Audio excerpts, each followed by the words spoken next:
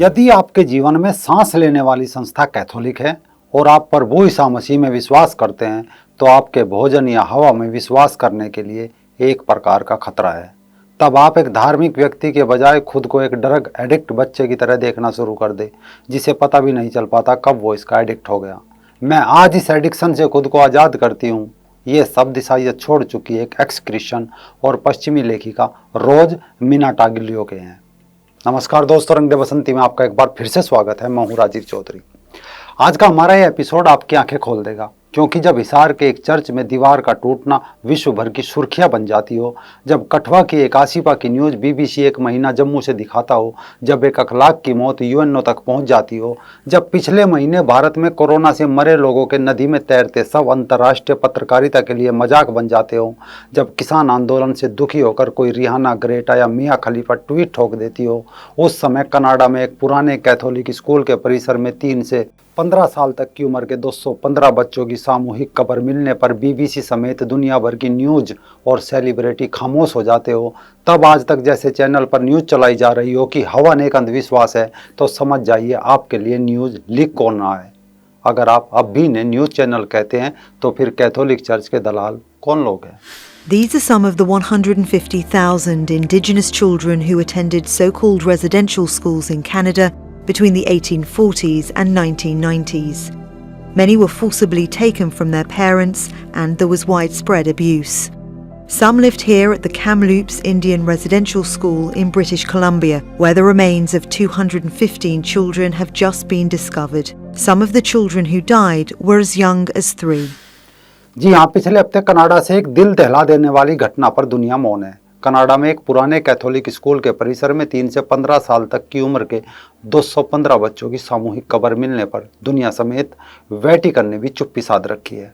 उस वेटिकन के pope Francis ने, जो 20 जनवरी 2015 को मनीला से वेटिकन रवाना होने से पहले पत्रकारों से कहता है कि चर्च बच्चों की सुरक्षित और जिम्मेदार परवरिश का समर्थक रहा है, लेकिन पादरियों और चर्च के अन्य पदाधिकारियों द्वारा यौन शोषण के घिनौने अपराध से निपटने में कैथोलिक चर्च की नाकामी के कारण हम शर्मिंदा भी है। ऐसा नहीं है कि पोप दुखी नहीं होता, पोप दुखी भी होता है, रोता भी है, लेकिन उस वक्त जब 2003 में स्पेन की यात्रा पर गया होता है और कहता है प्रभु यीशु की 2000वीं जुबली वर्ष जयंती के बाद से 20 लाख कैथोलिक द्वारा चर्च और ईसाइयत छोड़ने से वो दुखी है।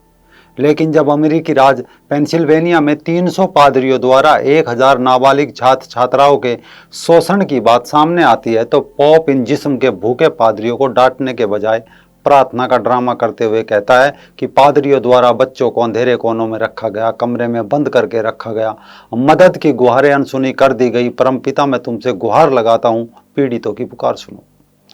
भारत के चर्च में चोरी की घटना हो जाए, पोप दुखी हो जाता है। अमेरिका के राष्ट्रपति बराक ओबामा का भारत फोन आ जाता है। लेकिन जब आयरलैंड के चर्च से जुड़े कई सारे स्कैंडलों का पर्दाफाश होता है, जिसमें मैगडलीन लॉन्ड्रीज, मार्थ एवं शिशुगृह, औद्योगिक विद्यालय, गैर कानूनी रूप से गोद लेने वाले और पादरियों द्वारा बच्चों के शोषण के दाग कैथोलिक चर्च पर लगते हैं, तब पोप समेत अमेरिका और यूरोप भी चुप हो जाते हैं। कुछ समय पहले की घटना है। ऑस्ट्रेलिया में एक जांच के दौरान पता चला कि देश के कैथोलिक पादरी बच्चों के यौन शोषण में लिप्त है और करीब 40% चर्च पर बच्चों के यौन शोषण के आरोप है। बच्चों के यौन शोषण से जुड़े मामलों पर नजर रखने वाली रॉयल कमीशन के पास 1980 से 2015 के बीच करीब 4500 लोगों ने यौन शोषण की शिकायत दर्ज कराई थी। लेकिन पोप शोप सब चुप रहे, कोई आवाज़ कहीं से नहीं आई। यह खबर हमने आपको पहले भी बताई थी।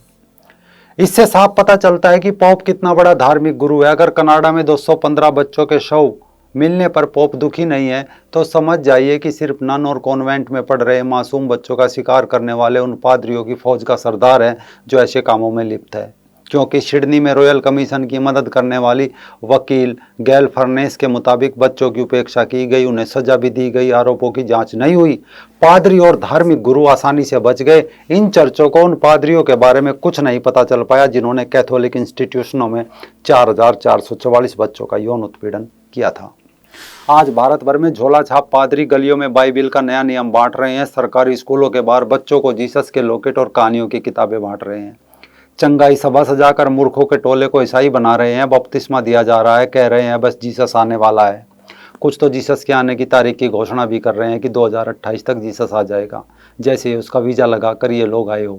बता रहे हैं जीसस इन्हें नरक से बचाएगा, एक एक का हाथ पकड़कर ई रिक्शा में बैठाकर स्वर्ग ले जाएगा। लेकिन इनसे सवाल करो कि जीसस की काल्पनिक कहानियां सुनाकर जो कैथोलिक इंस्टीट्यूशनों में मासूम बच्चों और ननों का यौन शोषण करने वाले, हत्या, रेप, बलात्कार करने वाले ये ईसाइयों के पापा जिन्हें पास्टर बोलते हैं, फादर बोलते हैं, वो इस ई रिक्शा में कहाँ बैठेंगे। दरअसल पिछले करीब 2000 सालों से वेटिकन से ईसाइयत चल रही है। पहले पादरी जिस महिला पर हाथ रखते थे, अगर वो उनके साथ सोने को तैयार होती तो व्हाइट विच, और जो इनके साथ रात गुजारने से मना कर देती तो ब्लैक विच हो जाती थी। उसे पादरी के आदेश पर जिंदा आग के हवाले कर दिया जाता था। लाखों महिलाओं को जिंदा आग के हवाले किया गया। कारण पहली 4 शताब्दियों में चर्चों में विवाहित पादरी और बिशप होते थे, लेकिन पोप को डर रहता था कहीं ये लोग अपने परिवारों में लीन ना हो जाए और ईसाइयत का कम प्रचार करे। तब पहली और दूसरी लैटरन काउंसिलिंग 1123 और 1139 ईस्वी में पोप ने सख्त आदेश दिया कि पादरियों और बिशप्स को कुंवारा रहना होगा। बस इनके बाद ये लोग टूट पड़े महिला और बच्चों पर। इनका ये धंधा हजारों वर्ष से चला, फिर धीरे धीरे यूरोप के लोगों में चेतना आई।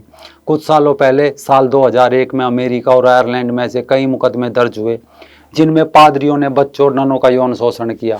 मगर इन मामलों की तरफ व्यापक रूप से मीडिया का ध्यान 2002 में गया, जब बोस्टन ग्लोब ने पादरियों के यौन शोषण के इन मामलों की विस्तृत खोजपरख रिपोर्ट छापी।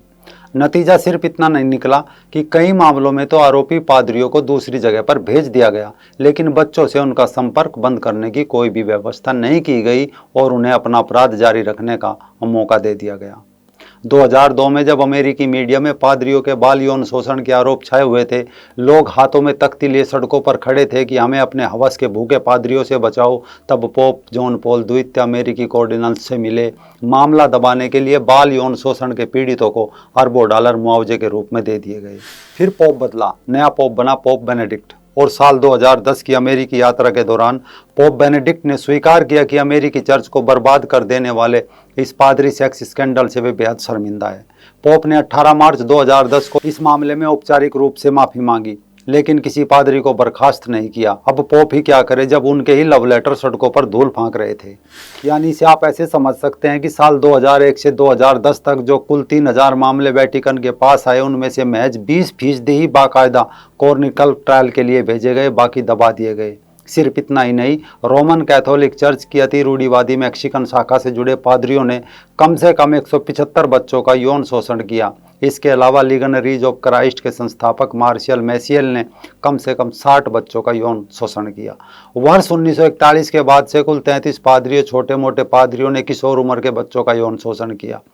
इस रिपोर्ट में 1941 से लेकर 16 दिसंबर 2019 तक के मामलों की जानकारी दी गई। अधिकतर पीड़ितों में से 11 से 16 वर्ष की आयु के किशोर लड़के हैं। और कमाल देखिए, यौन शोषण करने वाले 33 में से 18 पादरी अब भी संगठन का हिस्सा है।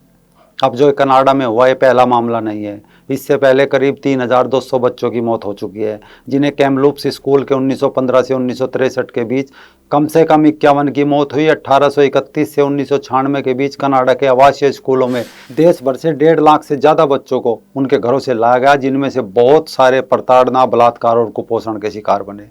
अगर भारत की बात करें तो साल 2016 में पश्चिम बंगाल में मामला उजागर हुआ था, जब मुफ्त क्लिनिक और बच्चों का स्कूल चलाने वाली एक ईसाई संस्था के यहाँ से कब्र खोदकर 2 बच्चों के कंकाल निकाले गए थे और खुफिया विभाग ने 45-50 बच्चों को संतानहीन दंपतियों को बेचने का आरोप इस संस्था पर लगा था।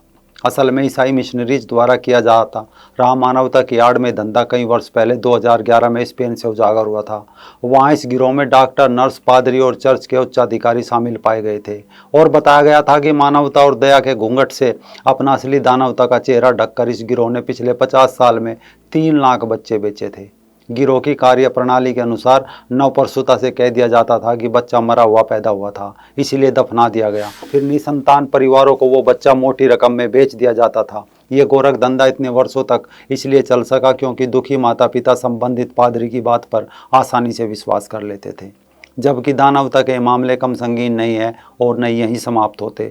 कुछ समय पहले की तो बात है जब तमिलनाडु के कांचीपुरम जिले के सलवक्कम गांव में एक पादरी थॉमस लाइट ऑफ ब्लाइंड संस्था की आड़ में मानव अंग और हड्डियां बेचता पकड़ा गया था। भारतीय धराधाम पर हो रहे पाप और ईसाई मिशनरीज के राक्षसों की लपलपाती लहू चाटती जीव के कुछ ये सजीव उदाहरण हैं। असल में इनके लिए क्या भारत क्या यूरोप सभी जगह यही हाल है। साल 2018 जर्मन बिशप कॉन्फ्रेंस में रिपोर्ट पेश करते हुए कार्डिनल मार्क्स ने पीड़ितों से माफ़ी मांगते हुए कहा था कि लंबे समय तक चर्च ने यौन शोषण के मामलों को झुठलाया, नज़रअंदाज किया और दबाया। इस विफलता से उसकी वजह से पहुंची तकलीफ के लिए मैं माफ़ी मांगता हूं। उनकी रिपोर्ट के अनुसार जर्मनी में 1940 से 2014 के बीच कैथोलिक चर्च के 1670 अधिकारियों ने 3677 नाबालिगों का यौन शोषण किया। रिपोर्ट के लेखकों ने जर्मनी के 27 डियोसेज में 38,156 फाइलों का विश्लेषण किया, जिनमें 1670 अधिकारियों के मामले में नाबालिगों का यौन शोषण किए जाने के आरोपों का पता चला। रिपोर्ट के अनुसार आरोपियों में 1429 डियोसोजे के पादरी थे, 159 धार्मिक पादरी थे, 24 डियाकोन अधिकारी थे। 54% लोगों के मामले में सिर्फ एक का यौन शोषण का आरोप था, जबकि 42% कई मामलों के आरोपी थे। यौन शोषण के पीड़ितों में 63% लड़के थे और 35% लड़कियां थीं। पीड़ितों में 3/4 का चर्च और आरोपियों के साथ धार्मिक रिश्ता था, या तो वे प्रार्थना सभाओं में सेवा देने वाले थे या धार्मिक कक्षाओं के छात्र।